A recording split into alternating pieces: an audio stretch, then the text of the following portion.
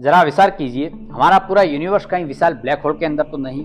ये सुनने में भले ही आपको साइंस फिक्शन लगता है, लेकिन इस विचार के पीछे कुछ गहरी साइंस छुपी हुई है। ब्लैक होल दरअसल यूनिवर्स का वो भाग होता है जहाँ की ग्रेविटी इतनी स्ट्रांग होती है कि वहाँ से लाइट तक स्केप नहीं हो सकती। और हाँ, ब्लैक होल कोई यूनिवर्स के अंदर एक गड्ढा नहीं है, बल्कि ये एक 3D स्ट्रक्चर है। इस ब्लैक होल के अंदर आप किसी भी दिशा में जा सकते हो, ऊपर, नीचे, दाएं, बाएं। कोई भी वस्तु अगर इस ब्लैक होल के अंदर गिरेगी तो वो जरूरी नहीं है कि वो अंदर ही जाएगी, वो ऊपर, नीचे, दाएं, बाएं किसी भी दिशा में जा सकती है, क्योंकि ब्लैक होल एक गड्ढे की तरह नहीं है, बल्कि वो एक 3D स्ट्रक्चर है। ब्लैक होल की जिस सीमा के पार से कोई भी वस्तु वापस नहीं आ सकती, उसे इवेंट होराइजन कहते हैं। अब ध्यान दीजिए, यूनिवर्स का भी एक होराइजन होता है। हमारा यूनिवर्स करीब 13.8 बिलियन ईयर्स ओल्ड है, यानी बिग बैंग के बाद में फर्स्ट लाइट ने जितनी भी डिस्टेंस तय की, उस हिसाब से यूनिवर्स की एज का कैलकुलेशन किया जाता है। और जहां तक लाइट पहुंचती है, उससे आगे हम यूनिवर्स को ऑब्जर्व नहीं कर सकते। इसलिए हमारे ऑब्जर्वेबल यूनिवर्स का भी एक कॉस्मिक होराइजन है। मतलब जहां तक अभी लाइट पहुंची है और जहां तक अभी लाइट पहुंचनी है, उसके बीच में जो बाउंड्री जाती है, उसे अपन एक कॉस्मिक होराइजन बोलते हैं। और इसी प्रकार ब्लैक होल के पास में भी एक होराइजन होता है, जिसे अपन इवेंट होराइजन बोलते हैं। अगर वहां से कोई भी वस्तु अंदर चली जाए तो उस जगह से वो बाहर नहीं आ सकती। अब दूसरा पॉइंट आता है, अगर हम पूरे ऑब्जर्वेबल यूनिवर्स के मास को ले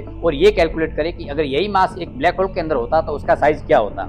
जवाब आता है ठीक उतना ही साइज जितना हमारे यूनिवर्स का साइज है। और इसी इंटरेस्टिंग पॉइंट की वजह से साइंटिस्ट को लगा क्या हो सकता है हमारा यूनिवर्स खुद एक ब्लैक होल हो। आइंस्टीन की जनरल थ्योरी ऑफ रिलेटिविटी के अनुसार जब आप ब्लैक होल के अंदर जाते हैं और उसके मैथमेटिकल इक्वेशन को आगे बढ़ाते हैं, तो वहाँ एक नई स्पेस टाइम रियलिटी खुलती है, यानी ब्लैक होल के उस पार एक नया ब्रह्मांड शुरू हो जाता है। अब सवाल आता है, क्या हमारा यूनिवर्स किसी दूसरे यूनिवर्स के ब्लैक होल के अंदर से शुरू हो रहा है। हाल ही की एक स्टडी ने ये पाया कि हमारा यूनिवर्स घूम भी सकता है। साइंटिस्ट ने थाउजेंड्स ऑफ स्पिरल गैलेक्सीज को ऑब्जर्व किया और पाया कि इनमें से 65% गैलेक्सीज एक ही डायरेक्शन में घूम रही है, जो मिल्की वे से उल्टी दिशा है। लेकिन इसमें ऑब्जर्व करने की ये बात है, अगर गैलेक्सीज रैंडम तरीके से बनी हो तो रैंडम डायरेक्शन में घूमनी चाहिए, लेकिन अगर अधिकांश गैलेक्सीज एक ही डायरेक्शन में घूम रही है, तो इसका मतलब है पूरा यूनिवर्स एक नेट एंगुलर मोमेंटम हो सकता है। जब कोई गैलेक्सी या स्टार बनता है तो वो गैस क्लाउड से बनता है। अगर उस क्लाउड में जरा सा भी मोशन है और जब वो कोलैप्स होता है, तब उसकी रोटेशन की गति बढ़ जाती है, और ये होता है कंजर्वेशन ऑफ एंगुलर मोमेंटम के कारण। जैसे आइस स्केटर जब हाथ फैलाकर घूमती है,